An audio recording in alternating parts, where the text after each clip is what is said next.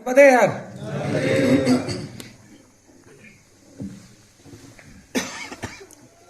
जब ओंकारेश्वर से मैं परिक्रमा आरंभ करने वाला था, शायद जितेंद्र जी वो चौथी पांचवी तारीख होगी जब दीक्षित जी आए थे, नारायण जी। जी 5 संत सम्मेलन 5 तारीख को 5 तारीख को दीक्षित जी से मेरा मिलना हुआ था। जितेंद्र जी तो पहले यहाँ से होके गए थे, कार्यक्रम की पूरी तैयारियों को देखने के लिए जितेंद्र जी 2 बार आके गए थे। उनके साथ कुछ और भी लोग थे, 2 बार वो पहले आ चुके थे, 1 बार कुछ लोग गाड़ियों से आके गए थे। तो एक आग्रह था नारायण जी का, और मैं इसलिए इस बात को कह रहा हूं कि मैं इस क्षेत्र में बैठा हुआ हूं, आपके बीच में बैठा हुआ हूं, आप सबसे मिलने का, मैया की इन परिक्रमा क्षेत्रों में मिलने का एक संस्मरण बन रहा है। उसके एक बहुत बड़े कारक नारायण जी हैं, 2 बड़े महत्वपूर्ण कारण हैं इसके। और मैं आया तो कुछ चीजें और मुझे देखने की मिली, जिसके बाद में मैं आपको बताऊंगा। तो नारायण जी ने मुझसे कहा कि हमारा गांव थोड़ा दूर है, परिक्रमा का जो पथ है उससे थोड़ा कुछ दूर है। बोला जब 3500 किलोमीटर हम चल सकते हैं, थोड़ी दूरी और चलेंगे। तो थोड़ी दूरी और चलने की बात हुई।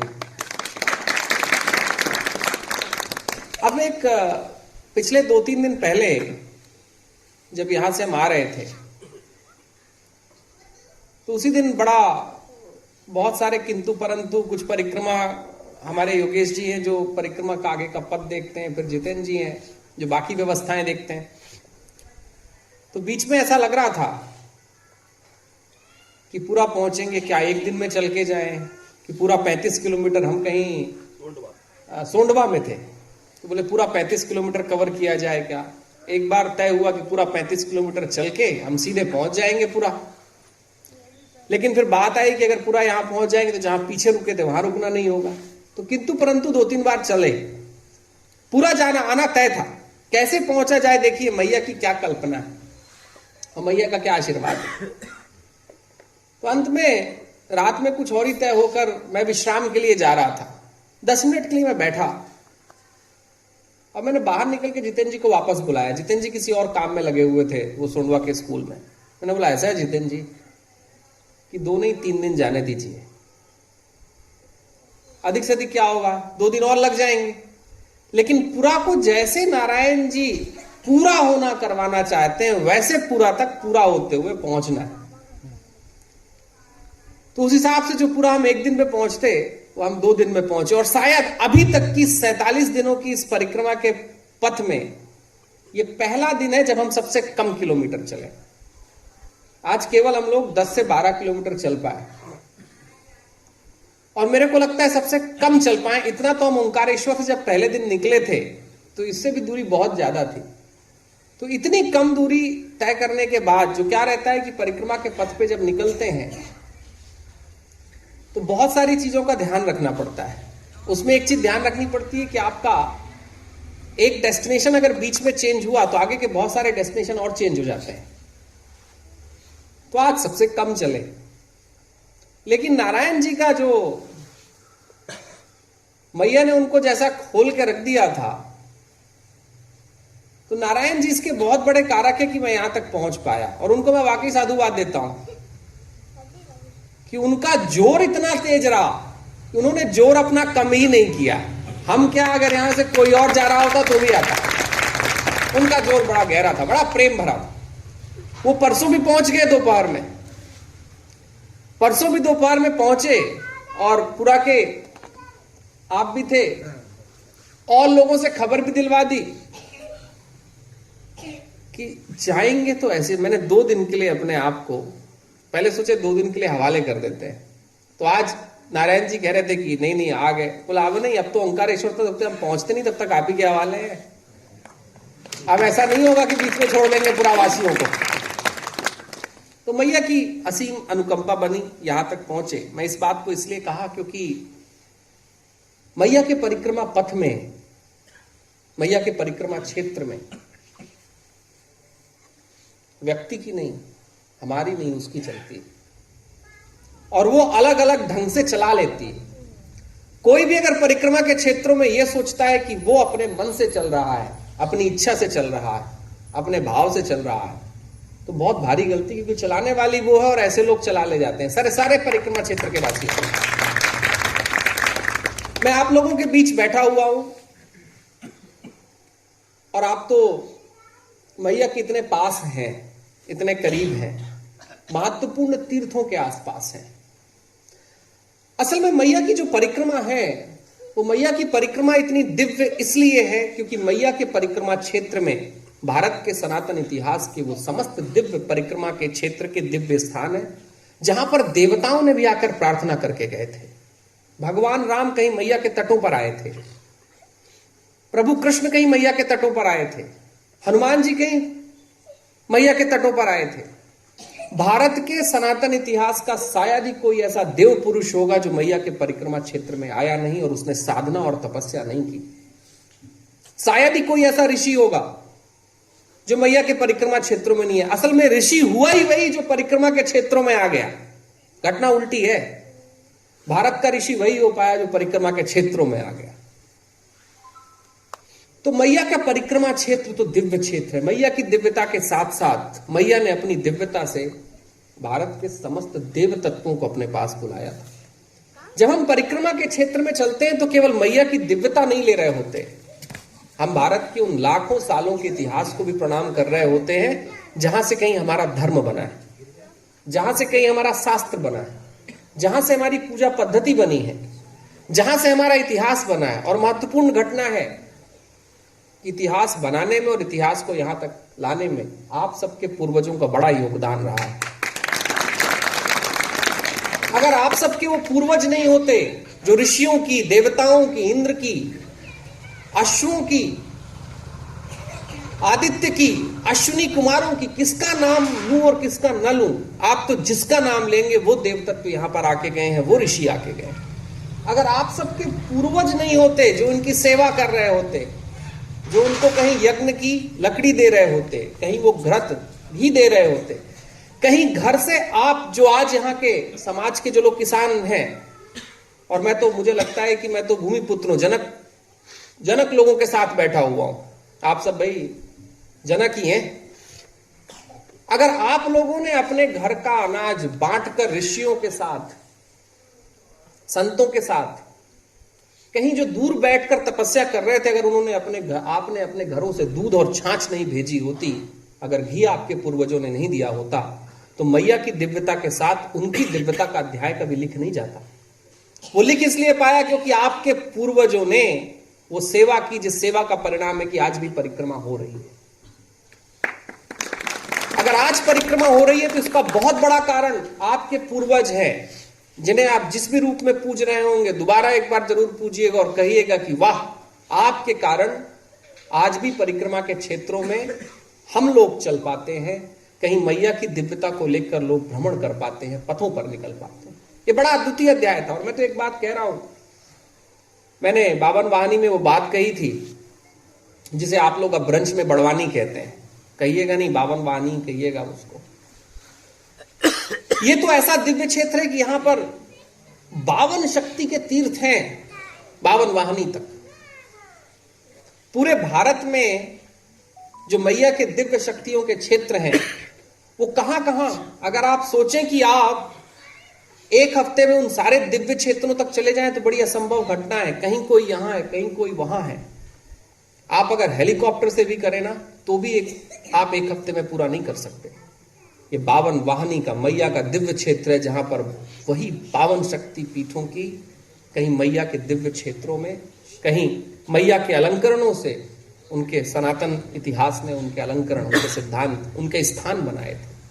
हम 3 दिन में चाहें तो खल बुजुर्ग के पास वो स्थान शुरू होता है और वहां से 52 वाहनी मुझे लगता है 75 किलोमीटर है, 75 किलोमीटर ही होगी।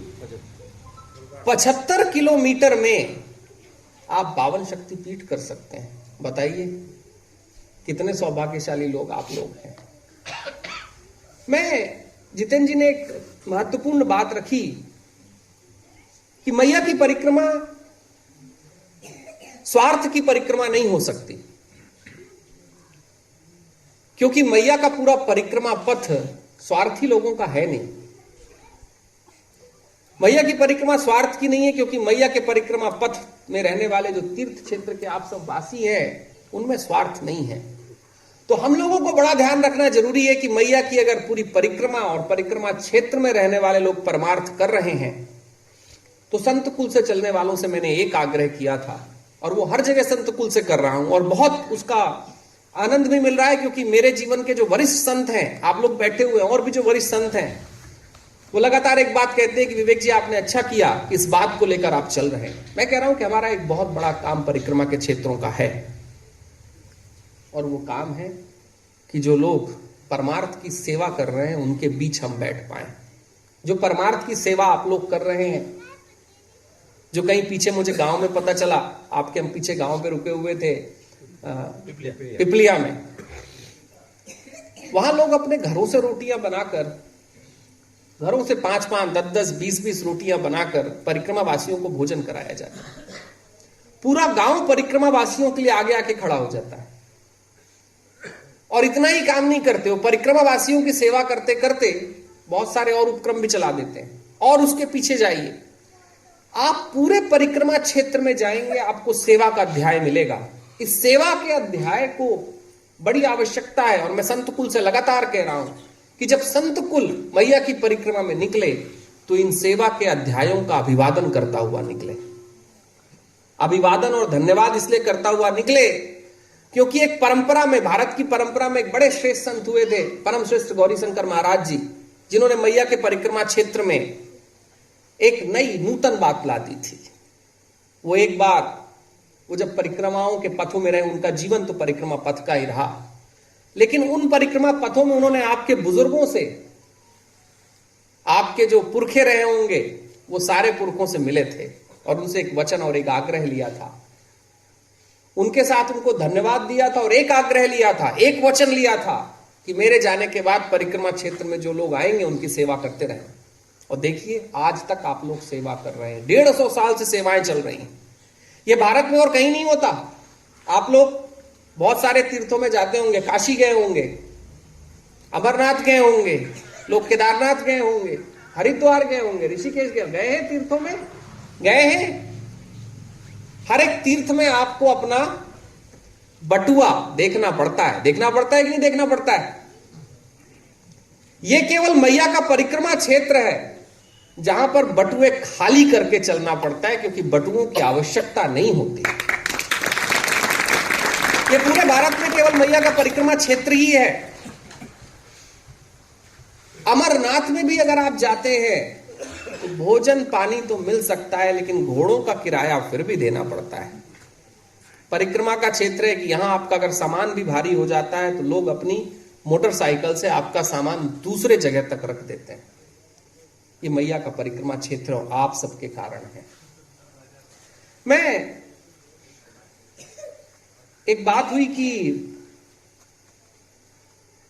मेरा आशीर्वचन यही है, और मेरा आप लोगों से यह आग्रह भी है, और संत कुल जो मुझे सुनते हैं, कई लोग छिप छिप के सुनते हैं, कई लोग खुलेआम सुनते हैं, तो जो छिप के सुनते हैं उनके लिए कि हम परिक्रमा के क्षेत्रों को, जो उनका सेवा सद्भाव का जो आज कार्यक्रम चल रहा है, उसकी सराहना करते हुए हम चलें। परिक्रमा के क्षेत्र में आप जो कर रहे हैं, हमको कुछ बदलने की आवश्यकता नहीं है, ना आपको कुछ बताने की आवश्यकता है कि आप करें क्या। आप वो कर रहे हैं जो पूरे भारत में नहीं हो रहा है। परिक्रमा के पथों में चलने वाले व्यक्तियों को बिना कुल, बिना वंश, बिना नाम पूछे जहां भोजन और आश्रय मिल जाए, ये कहीं और भारत में हो रहा है? भारत में तो और जगह पर पूछा जाएगा कि आप कौन हैं, कहां से हैं, कैसे हैं, क्यों आए हैं, कितने दिन से आए हैं, और कितने दिन रुकेंगे। परिक्रमा के क्षेत्रों में तो लोग जबरदस्ती बोलते हैं रुकना ही पड़ेगा, ये केवल आपका पथ है, ये आपके गांव है, ये आपके शहर है। मेरा एक मन रहा है, और मैया की एक कृपा रही है कि मैं चाह रहा था कि जब मैं परिक्रमा के पथों में चलूं तो जो मैया का आशीर्वाद तो मेरे जीवन में अनंत रहा है, आज भी मिल रहा है, और मैया की कृपा रहेगी, जीवन उनका है। लेकिन इस परिक्रमा पथ को अगर हमको 1000 सालों की रचना का अध्याय बनाना है तो संत कुल को, जो मुझे छुपकर सुनते हैं, उनके लिए है ये कि वो एक काम करें कि वो आपको सिखाने नहीं आए, सीख के जाएं। हम यहां पर आपको सिखाने के लिए ना आए कि आपको और क्या करना है। मैया की पवित्रता आपने लाखों सालों से बचा कर रखी हुई है।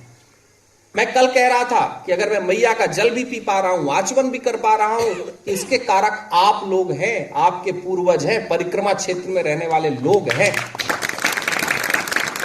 जिनके कारण आज हम आचमन कर पा रहे हैं। लोग चल रहे हैं और बात करते हैं कि मैया की दिव्यता की बात करने की बजाय लोग मैया में किसी और चीज की बात कर रहे हैं। मुझे लगता है कि परिक्रमा क्षेत्रों में आके हमें मैया की दिव्यता की बात करनी है, और वो दिव्यता हमें आपसे देखनी है कि मैया का अलंकरण कितना गहरा होगा आपके जीवन में, आशीर्वाद कितना गहरा होगा कि परिक्रमावासी का नाम सुनते ही लोगों के घर खुल जाते हैं, भोजन खुल जाते हैं।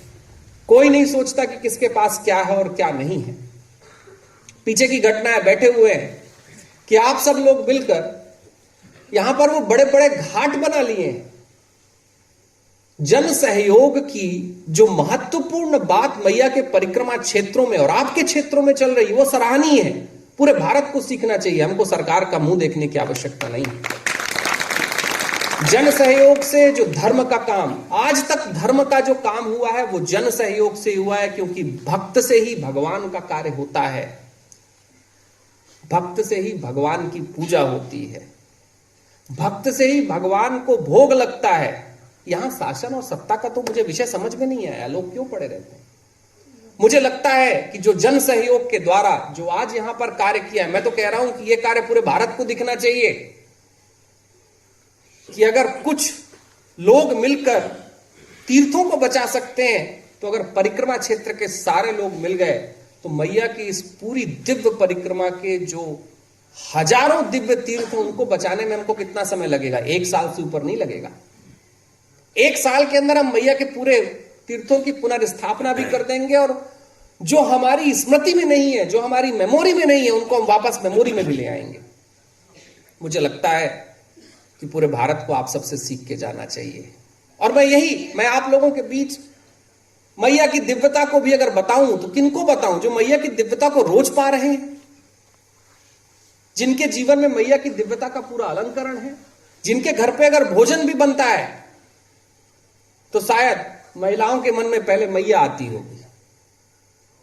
मैया की दिव्यता के बारे में आपसे चर्चा करूं, या मैया की दिव्यता के क्षेत्र में आप जैसा होकर, आप जैसा बनकर, आपके पास होता हुआ कहीं इन दिव्य क्षेत्रों का प्रसार पूरे भारत में हो, क्या करूं? मुझे तो लगता है एक घटना हुई है कि मैया के दिव्य क्षेत्रों में आकर जब लोग मैया की दिव्यता की बातें करते हैं तो मुझे ऐसा लगता है कि मिठाई की दुकान पर बैठकर लोग बोल रहे हैं कि रसगुल्ला कितना मीठा है। जो बना रहा है उसको पता नहीं होगा कि रसगुल्ला कितना मीठा है, पता होगा कि नहीं होगा? मिठाई की दुकान वाले से अगर मिठाई की बड़ाई की जाए तो एक ही बात स्पष्ट होती है कि या तो मिठाई बनाने वाला मिठाई नहीं कुछ और बना रहा है, या जो खाने वाला है उसको पता नहीं है कि मिठाई की दुकान में बैठा हुआ। मैया के परिक्रमा के क्षेत्रों में मैया की दिव्यता के अलंकरण आपके जीवन में है, आपके पूर्वजों के जीवन में रहे हैं। हम तो मैया की दिव्यता के अलंकरण को लेने आते हैं। अधिक से अधिक इतना ही कर सकते हैं कि आप लोगों ने जो जीवन का प्रसाद परिक्रमा के क्षेत्रों को बांटा है, उस बांट को हम देखकर कह दें कि थैंक यू, धन्यवाद, आगे भी बांटते रहिए। मेरा एक मन रहा है कि मैया की अगर मुझे दिव्यता की बात करनी होगी तो जब मैं महाराष्ट्र पहुंचूंगा तो जो मैया से बहुत दूर के लोग हैं उनसे मैं तीर्थों की बात करूंगा। मध्य प्रदेश के और कोनों में जाऊंगा, कहीं तमिलनाडु में जाऊंगा, मैं उनसे बात करूंगा मैया की दिव्यता की कि जाए मैया के तीर्थ क्षेत्रों में और दिव्यता को देख के आए। आपके बीच तो जो आपने अपनी आंखों में जो मैया की दिव्यता पाई है, जो प्रेम पाया है, और जिस प्रेम से हम जैसे लोगों को आग्रह से बुला लेते हैं, उस प्रेम को बचा लूं बहुत है। मैया की दिव्यता तो आपके जीवन में है। एक बात जरूर है कि मैया के दिव्य क्षेत्रों में कुछ प्रयास जो मुझे लगता है होने चाहिए, और वो होने परिक्रमा वासियों के द्वारा चाहिए। ये मत सोचिएगा कि परिक्रमा वासियों के द्वारा कुछ मैया के दिव्य क्षेत्रों में प्रयास होने चाहिए। इनकी बात, तीर्थों की बात मैं जरूर कर रहा हूं। तीर्थों की बात भी इसलिए करनी आवश्यक है क्योंकि हमारी स्मृति से कई बार जब 2-4 जनरेशन हो जाती हैं तो कई चीजें स्मृति से गायब हो जाती हैं। लेकिन मैया की परिक्रमा के क्षेत्रों में जो दिव्यता और तीर्थ का जो इतिहास है, जो महात्म है, वह अद्वितीय है। कई लोगों को पता नहीं, कई लोग पूछ लेते हैं, जैसे पावन वाणी में बहुत सारे लोगों को पता नहीं था कि उनका महात्म्य क्या है। यंग बच्चे, जवान बच्चे कहने लगे थे कि बड़वानी इसलिए है क्योंकि वहां पर बड़ के वृक्ष हैं। तो मुझे उन बच्चों को बताना पड़ा कि नहीं, बड़ के वृक्षों के कारण बड़वानी नहीं है, बड़वानी अब भ्रंश है। बड़वानी 52 वाहनी थी क्योंकि 52 शक्ति के पीठ हुआ करते थे। तो कुछ जानकारी मुझे बतानी पड़ रही है। वो जानकारी में लोगों के बीच में जब मुझे पता चलता है कि कहीं कुछ कमी है तो मैं जरूर शेयर करता हूं, साझा करता हूं, बताता हूं।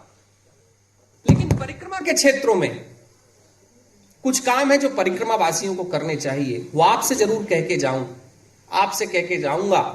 तो जिस तरीके से आपके पुरखों ने गौरी शंकर महाराज जी के व्रत को आज तक संभाला हुआ है, मुझे आशा है कि पूरा वासी मेरी वाणी को आने वाले परिक्रमा वासियों तक जरूर पहुंचाएंगे। परिक्रमा वासियों के कुछ धर्म जरूर ऐसे होने चाहिए कि जब हम परिक्रमा में निकलें तो परिक्रमा क्षेत्र को गंदा करते हुए ना चलें। आज आप यहां से और आप पहुंच जाइए गुजरात तक, और अगर आप प्रेम से चलेंगे, आराम से गाड़ी में चल रहे होंगे, तो आप बता पाएंगे कि परिक्रमा वासी रुक कहां रहे हैं। क्योंकि जहां जहां वो रुक रहे हैं वहां वहां पर पार्ले जी की बिस्किट का पैकेट, 10-50 सिगरेट की या बीड़ी की ठूठे, और साथ में बहुत सारा कचरा आपको इकट्ठा मिलेगा। ये परिक्रमा वासियों के लिए कि मेरे पीछे जब आए लोग आए, तुमसे आप जरूर ये कहिएगा कि ये दिव्य क्षेत्र है, ये तीर्थ क्षेत्र है। आप पथों से नहीं बढ़ रहे हैं, आप देव पथ से गमन कर रहे हैं। तो जब देव पथ से गमन कर रहे हैं तो उसकी मर्यादा को भी लेकर चलिए। एक काम और हो, जब परिक्रमा वासी यहां से गुजरे और जब गुजर रहे हो और जो अधिकार के साथ आपके बीच आते हो, तो उनको कहिएगा कि अधिकार हमारे जीवन पर तो मैया का है, आपके साथ तो हमारा सहभाग्य है, तो सहभोज है, भोजन साथ में है।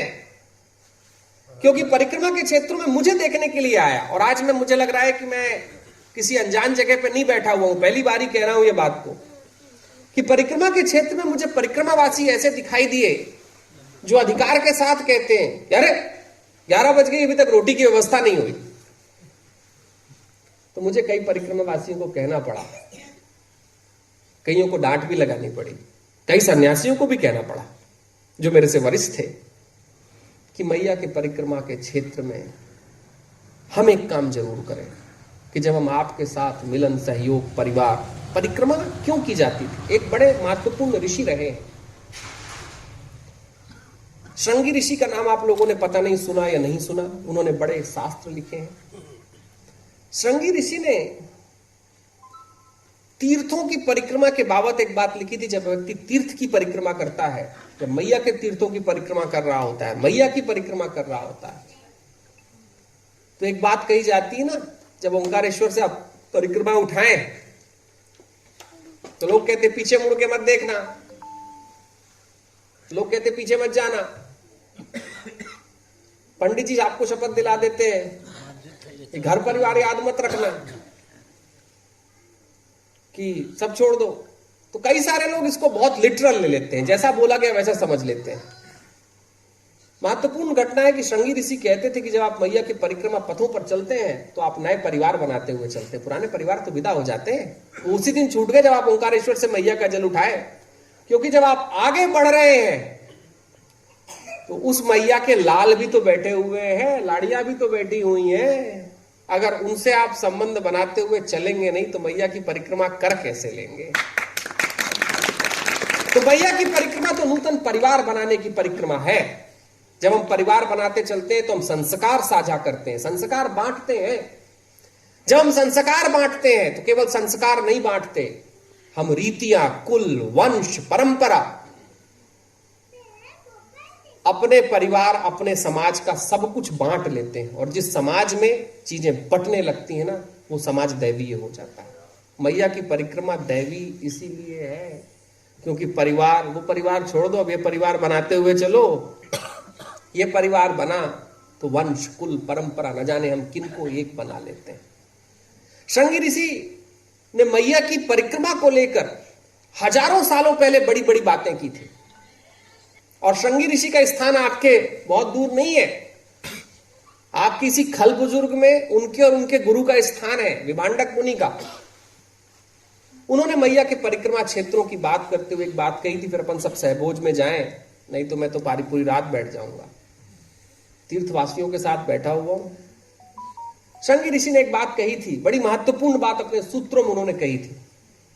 जब उन्होंने अपने सूक्तों की रचना करते हुए अंतिम सूक्त तक आते हैं तो मैया के परिक्रमा क्षेत्रों की बात करते हुए एक बात कहते हैं कि यहां, क्योंकि उनको कोई ऐसा व्यक्ति मिला होगा, कोई ऐसा समाज से, आपके पूर्वजों से कोई व्यक्ति वहां रहा होगा जिन्होंने उनकी उस तरीके से सेवा की होगी। श्रृंगी ऋषि कहते थे कि मैया के परिक्रमा क्षेत्रों में सेवा और प्रेम, ये जिसको दिख गई, जिसको मिल गई और जिसकी हो गई, उसको मैया भी दिख गई, उसको मैया भी मिल गई, मैया उसकी हो गई। बोलिए नर्मदे।